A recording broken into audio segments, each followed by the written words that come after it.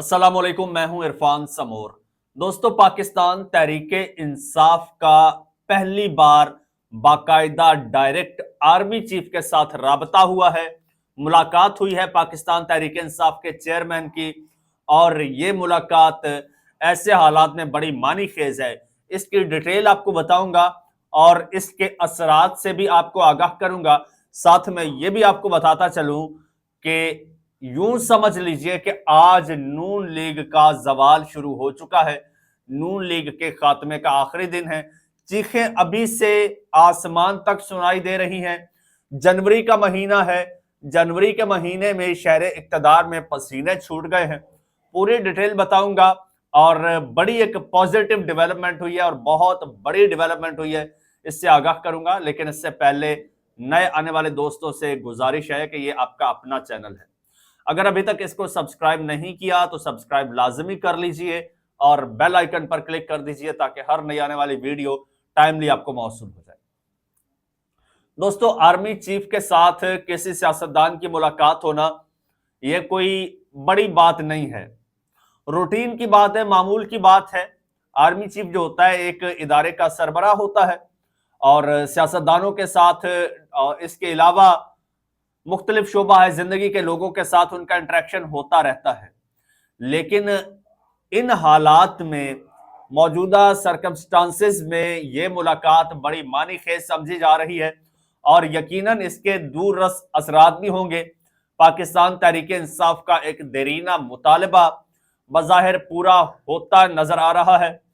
अली अमीन गंडापुर साहब ने इस हवाले से क्या कहा है, बैरिस्टर गौहर ने क्या कहा है और फिर इमरान खान साहब ने खुद क्या कहा है, वो भी आपको बता देता हूं। इमरान खान साहब की जुबानी बताऊंगा। ये जो मुज़ाकरात हो रहे हैं, मुज़ाकरात के हवाले से जो मीटिंग हुई है, वहां पर अली अमीन गंडापुर साहब जब आए तो साफियों ने उनको घेर लिया और सवालात की बौछार कर दी और उनसे सवाल पूछा गया तो अली अमीन गंडापुर साहब ने कहा कि खुले मुज़ाकरात हो रहे हैं तो बैकडोर मुज़ाकरात की जरूरत नहीं है। साफी ने सवाल किया कि सिक्योरिटी उमूर पर मुलाकात हुई थी, इसमें क्या तय पाया, जिस पर उन्होंने जवाब दिया कि सिक्योरिटी से मुतालिक तो मेरी मुलाकात हुई थी। अली अमीन गंडापुर ने आर्मी चीफ और बैरिस्टर गौहर के दरमियान मुलाकात की भी तस्दीक की है। अच्छा, गंडापुर साहब जो हैं, गंडापुर साहब एक सूबे के एग्जीक्यूटिव हैं, उनकी मुलाकातें पहले भी होती रहती हैं। जो भी नेशनल सिक्योरिटी के हवाले से इजलास होते हैं उनमें मुलाकातें होती हैं। ये गुज़श्ता दिनों भी हुई थी। लेकिन अब चेयरमैन पीटीआई की मुलाकात हुई है जी, और अली अमीन गंडापुर साहब ने इसकी तस्दीक की है और कहा है कि आर्मी चीफ से मेरी मुलाकात सिक्योरिटी से मुतालिक हुई थी और आर्मी चीफ ने तमाम पार्टी से भी मुलाकात की थी, यानी तमाम पार्टियों से, जिसमें बैरिस्टर गौहर भी मौजूद थे। जब उनसे कहा गया कि वन ऑन वन मुलाकात का मतलब है कि आप मीटिंग की तफसीलात बता नहीं सकते, तो उन्होंने जवाब में सिर्फ एक कहकहा लगाया और उन्होंने कहा कि जी, आर्मी चीफ जेल में बंद साबिक वजीर आजम इमरान खान की रिहाई की जमानत नहीं दे सकते और पार्टी किसी से ऐसी रिलीफ नहीं मांग रही। उन्होंने कहा कि हम उम्मीद करते हैं अदालतों से इंसाफ हासिल करेंगे, हमारे खिलाफ एफआईआर दर्ज है। लेकिन बात यहीं पर नहीं रुकती। दूसरी जानिब बैरिस्टर गौहर ने कहा है कि आर्मी चीफ से मुलाकात में मुलाकात हुई है मेरी, और उसमें मुल्की इस्तेहकाम के हवाले से तमाम उमूर पर बातचीत हुई। मुलाकात में दूसरी तरफ से भी मस्बत जवाब मिला है। You can understand the gestures, क्या इशारे हैं। एस्टेब्लिशमेंट से बराह रास्त मुज़ाकरात खुश आइंद हैं। उम्मीद है अब सूरत हाल बेहतर हो जाएगी। बैरिस्टर गौहर साहब कह रहे हैं एस्टेब्लिशमेंट से बराह रास्त मुज़ाकरात खुश आइंद हैं। जुमले पर गौर कीजिएगा। अगेन, एस्टेब्लिशमेंट से बराह रास्त मुज़ाकरात खुश आइंद हैं। मुज़ाकरात, इस लफ्ज को जरा आपने माइंड में रखना है। उन्होंने कहा कि उम्मीद है अब सूरत हाल बेहतर हो जाएगी। चेयरमैन पीटीआई ने कहा कि अडयाला जेल में इमरान खान साहब से मुलाकात करके आ रहा हूं और इमरान खान साहब की अडयाला जेल में साफियों से भी गुफ्तगू हुई है। खान साहब ने साफियों को बताया कि मेरी मुलाकात एक जगह हुई है मेरी मुलाकात किसी से भी होती है मैं तब बताता हूं, और जब बानी की मुझे हिदायत होती है, जो भी करता हूं इमरान खान साहब के लिए और उनकी हिदायत के मुताबिक करता हूं। उन्होंने मजीद कहा कि इमरान खान साहब ने मुलाकात को खुश आइंद करार दिया है। मुल्की इस्तेहकाम के लिए यह बहुत जरूरी है।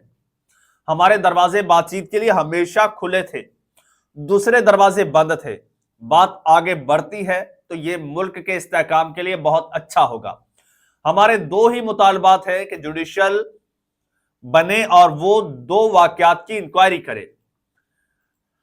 और जनाब, इसके अलावा ये मुलाकात की कई जगहों से तस्दीक हो चुकी है।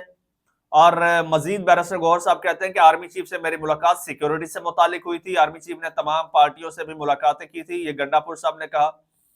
तो अब ये जो मामलात हैं, ये जो मुलाकात है, अगेन जिस तरह से मैंने आपको बताया, नॉर्मल हालात में तो शायद ये नॉर्मल मुलाकात हो, लेकिन मुलाकात के बाद बैरिस्टर गौहर का ये जुमला कि एस्टेब्लिशमेंट से बराह रास्त मुज़ाकरात खुश आइंद हैं। अब मुज़ाकरात हो रहे हैं, क्या सीन हो रहा है, बहरहाल जो भी हो रहा है बड़ा पॉजिटिव हो रहा है। इमरान खान साहब ने एक जो जवाब दिया, एक बात की है कि मेरे दरवाजे हमेशा खुले होते हैं, खुश आइंद है मुलाकात, बातचीत से मसाइल हल होना चाहिए, और हमारे दरवाजे हमेशा खुले हैं। इमरान खान साहब हमेशा टेबल टॉक के कायल रहे हैं, चाहे वो पाकिस्तान का अजली दुश्मन इंडिया ही क्यों ना हो। इक्तदार में आते ही इमरान खान साहब ने कहा था कि भाई इंडिया एक कदम आगे बढ़ाएगा तो हम दो कदम आगे बढ़ाएंगे।